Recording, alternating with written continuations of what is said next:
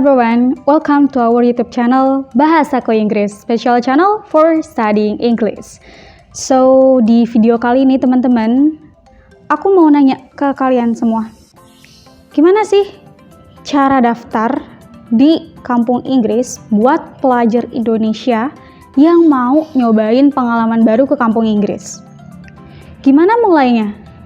Kita harus mulai dari tahap apa? Nyiapin uang, cari tempat kursus, atau apa yang harus kita lakukan terlebih dahulu.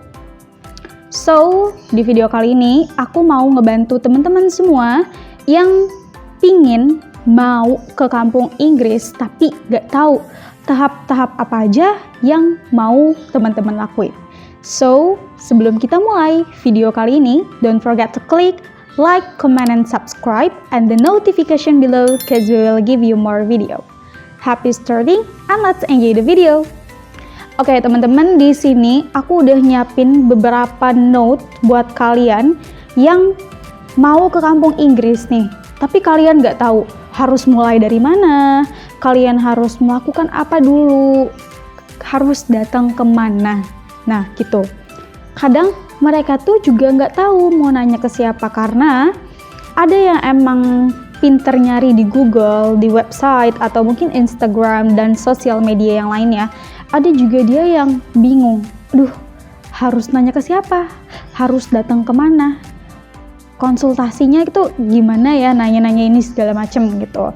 So, aku mau bagi pengalaman aku buat teman-teman yang mau ke kampung Inggris. Harus apa dulu yang dilakuin? Oke, nah di sini aku udah nulis beberapa catatan cara daftar belajar di kampung Inggris. Oke, yang pertama, cari informasi lebih banyak tentang kampung Inggris. Teman-teman bisa mulai mencari informasi. Kampung Inggris itu tempat apa sih? Suasananya kayak gimana sih? Di sana itu ada apa aja? Apa hanya untuk kursus bahasa Inggris kah? Atau mungkin ada kursus bahasa-bahasa lain juga gitu. Nah, pada intinya di sana itu kampung Inggris itu adalah tempat untuk kalian menimba ilmu lebih dalam lagi mengenai bahasa Inggris. Tapi di sana tuh banyak juga bahasa-bahasa yang lain. Ada beberapa kursusan bahasa Mandarin, bahasa Arab, bahasa Inggris, dan ada juga bahasa Jepang dan yang lain-lainnya. So di sana ada, dan kalian bisa searching ya, mau apa yang kalian ketahui tentang kampung Inggris. Yang pertama, kalian bisa searching di YouTube. Banyak tutorial, bukan tutorial, kayak mungkin mereview atau mungkin mereka survei ke kampung Inggris. Oh, di kampung Inggris tuh suasananya seperti ini, dan tempat kursusnya tuh begini, dan begitu. Nah, kalian bisa lihat dulu sebelum kalian tahu tempatnya, kalian harus mengenali tempat itu terlebih dahulu. Oke. Nah, banyak nih teman-teman Miss dulu tuh bilang gini, oh, kampung Inggris itu tempat kursus ya? Betul. Miss bilang betul. Tapi ternyata apa yang dia maksud? Jadi dia itu memaksudkan ada satu tempat kursus yang namanya kampung Inggris. Gitu. Yang sedangkan pada aslinya di kampung Inggris, kampung yang kita sebut atau kita kenal dengan sebutan kampung Inggris ini, dia itu terdapat berbagai macam jenis tempat kursus. Jadi dalam satu kampung itu teman-teman akan menemui banyak tempat kursus. Bahkan jarak satu rumah ke rumah yang lainnya itu adalah tempat kursus. Nah, seru kan ya? Itu yang nanti teman-teman bisa temui di kampung Inggris. Oke, nah yang kedua, teman-teman juga bisa mulai mencari di Instagram. Sekarang banyak banget konten kreator muda yang meliput kampung Inggris melalui konten-konten durasi pendek mereka. Gitu kan? Jadi, oh sekitar kampung Inggris. Ini kayak gini ke kampung Inggris, suasananya begini. Kan jadi kalian lebih tahu, oh nanti tuh di kampung Inggris kayak gitu. Nah, ada di Google juga. Kalau di Google mungkin lebih ke penjelasan tentang kampung Inggris itu sendiri. Oke, jadi kampung Inggris ini harus teman-teman kenali terlebih dahulu. Meski tidak detail, seenggaknya teman-teman tahu, oh kampung Inggris di sana, di Kediri, di Parenya gitu kan. Oke, next yang kedua, teman-teman bisa pilih tempat kursus yang teman-teman inginkan. Gitu. Jadi kan di kampung Inggris itu ada lebih dari 100 tempat kursus. Oke, itu lebih dari 100 tempat kursus bahasa Inggris dan ada juga bahasa-bahasa lainnya. Nah, teman-teman bisa mulai menentukan kursusan mana yang teman-teman ingin belajar. Nah, misalkan teman-teman, aku nggak tahu, aku aja belum pernah ke kampung Inggris kok. Gitu. Nah, teman-teman bisa mulai tanya ke seseorang yang pernah belajar di kampung Inggris, atau lihat dari rating. Oh, yang keempat kursus ini tuh bagus gitu kan.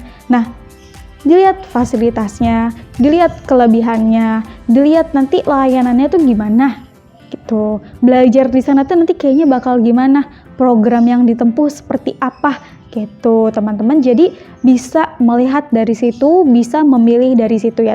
Dan teman-teman mungkin juga pernah sedikit mendengar tentang beberapa tempat kursus yang emang mungkin temennya dulu pernah di sana. Nah, tanya di sana gimana, di tempat kursus ini gimana, ada tempat kursus apa aja selain itu gitu. Kayak gitu ya teman-teman. Nah, sekarang untuk yang ketiga, yaitu tentukan program yang sesuai dengan minat atau kebutuhan. Misalkan teman-teman baru lulus SMA. Nah, mungkin nanti pengen ngambil jurusan sastra Inggris. Sehingga teman-teman perlu basic dulu nih. Misalkan basic speaking dan basic grammar. Nah, teman-teman carilah, oh program yang ini nih yang mau diambil. Udah dapet tempat kursus, pilih programnya. Aku mau memperdalami tentang pelajaran ini. Aku mau memperdalami tentang materi ini. Ada juga yang misalkan lagi mau cari kerja, tapi butuh skill bahasa Inggris terlebih dahulu. Nah, ini sesuai kebutuhan. Ada juga salah satu tempat kursus yang memang menyediakan program khusus untuk mereka yang mau interview kerja. Kan ada yang interview kerjanya dengan bahasa Inggris ya teman-teman. Nah, itu ada les yang seperti itu. Untuk apa? Tentunya untuk mempersiapkan diri lebih awal gitu ya. Jadi disesuaikan programnya sesuai dengan minat dan kebutuhan yang teman-teman miliki atau yang teman-teman inginkan. Kayak misalkan, oh lagi pengen belajar speaking nih, belajarlah speaking. Oh, lagi pengen memperdalami grammar nih, silakan ambil grammar. Atau, oh ada interview job yang emang kayaknya kalau punya skill bahasa Inggris itu lebih wah gitu ya, lebih dapat nilai plus. Nah, sehingga mau ke kampung Inggris, mau belajar gitu. Itu ya teman-teman, itu beberapa yang harus teman-teman fokuskan. Yang keempat, siapkan biaya keberangkatan dan biaya hidup di kampung Inggris. Nah, ini tergantung ya, sangat berbeda-beda. Kayak misalkan saya dari Tangerang. Dari Tangerang itu kita bisa langsung naik kereta ke Kediri. Jadi nanti berhenti di stasiun Kediri. Untuk harga bisa cek di KAI. Nah, setelah itu dari Kediri ke Pare kita naik apa? Biasanya nge-Grab gitu ya teman-teman. Jadi atau ada juga tempat kursus yang memang sudah janjian menjemput, menunggu di stasiun gitu teman-teman. Jadi sebenarnya nggak sesusah yang teman-teman bayangkan, nggak seribet yang teman-teman bayangkan, tapi memang perlu persiapan gitu ya. Jadi teman-teman bisa nanya, kalau misalkan yang jauh di timur sana mau berangkat ke Pulau Jawa itu gimana? Nah, mulai tanya ke orang tuanya, saya punya niat mau belajar di kampung Inggris, tempatnya di Pare, kira-kira apa, harus naik apa, berangkatnya dari mana, apa yang harus saya siapkan untuk transportasinya, berapa banyak biaya yang saya perlukan gitu ya teman-teman. So, dan biaya hidup di kampung Inggris menurut saya pribadi pas. Mungkin itu kata yang bisa saya ungkapkan. Jadi kalau dibilang mahal, enggak, karena kita masih bisa mengatur keuangan kita gitu. Jadi bukan mahal yang kita sudah mengatur keuangan kita tapi kita tetap merasa mahal. Tidak. Ketika kita bisa mengatur keuangan kita, maka pas biaya hidup di sana. Bahkan bisa saya bilang murah karena apa?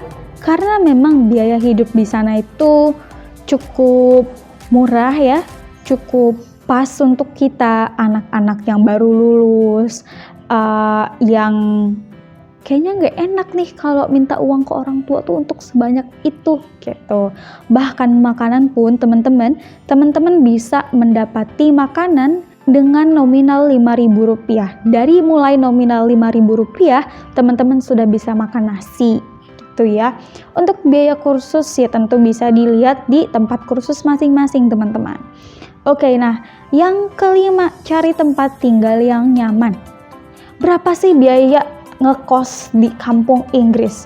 Nah, biaya ngekos di kampung Inggris itu mulai dari kisaran 250. Itu ada. Dan emang enak ngekos harga 250, enak kok. Ketika belajar, sebenarnya seperti apapun tempat tinggal kita, ketika kita ingin menjaganya, kita mau bersih-bersih gitu kan. Nah, itu akan jadi kita yang menciptakan kenyamanan tersebut, teman-teman. Gitu. Jadi menurut saya 250 itu worth it. Bisa saya bilang worth it. Karena ya kita mau ngapain? Kita kan kesana niatnya mau belajar. Intinya tempatnya bisa kita jaga, bisa kita keep supaya nyaman buat kita. So, itu udah aman. Cukup banget gitu ya teman-teman. Nah, ada juga teman-teman tempat kursus yang sudah menyiapkan asrama. Jadi hitungannya tuh satu paket gitu. Kita bisa mandiri, milih misah-misah. Oh, mau kursus di sini, mau ngekosnya di sana gitu. Itu boleh. Ada juga yang emang udah satu paket. Ah, ini aja kayaknya udah satu paket biar pas nyampe ke kampung Inggris udah langsung di sana. Kursus di sana, tinggal di sana, bebas. Itu teman-teman ya.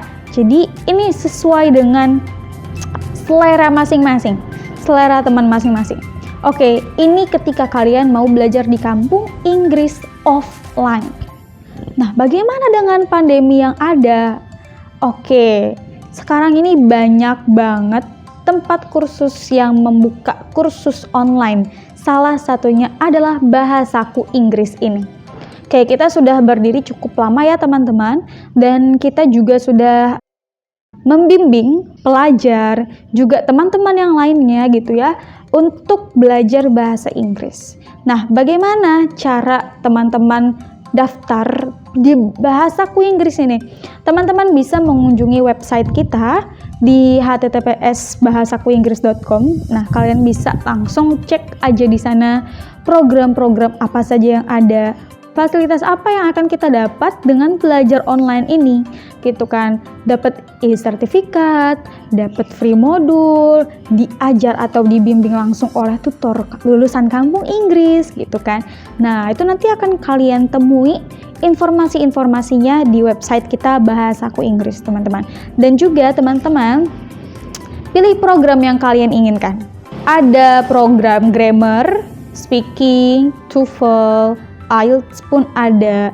Dan untuk bunda-bunda yang punya anak kecil, pengen kayaknya anak saya cocok nih belajar bahasa Inggris, kayaknya bisa nih diajar bahasa Inggris dari kecil, ada, kita punya program namanya Pre-Kids, dan ada juga Kids English for Kids gitu ya. Jadi bunda bisa langsung milih aja di situ. Oke, gitu ya teman-teman. Dan untuk biaya bagaimana, Miss? Untuk biaya itu kita mulai dari harga 79.000 saja, dan kalian sudah bisa mendapati 2 minggu program atau 2 minggu belajar bahasa Inggris gitu. Nah, nanti di video selanjutnya Miss mau bahas emang worth it belajar bahasa Inggris 2 minggu. Sedangkan kayaknya belajar bahasa Inggris di waktu sekolah tuh susah banget gitu. Jadi emang bisa kita belajar bahasa Inggris dalam waktu 2 minggu.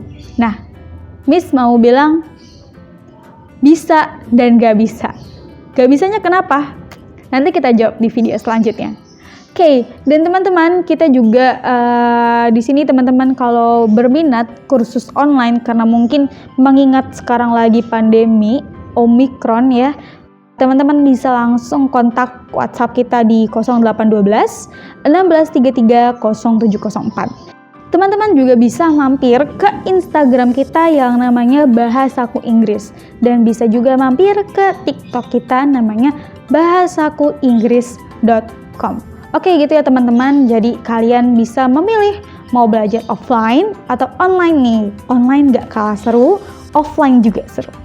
Oke, itu aja yang bisa aku kasih tahu ke teman-teman. Semoga membantu, semoga bermanfaat. Untuk kalian yang mau berangkat ke kampung Inggris, hati-hati. Untuk kalian yang mau belajar online, semoga suka dan cocok juga. Semoga bahasa Inggris kalian semakin meningkat. Oke, itu aja dari aku, Miss Jija. Semoga membantu semuanya. See you in the next occasion. Stay on Bahasaku Inggris. Bye!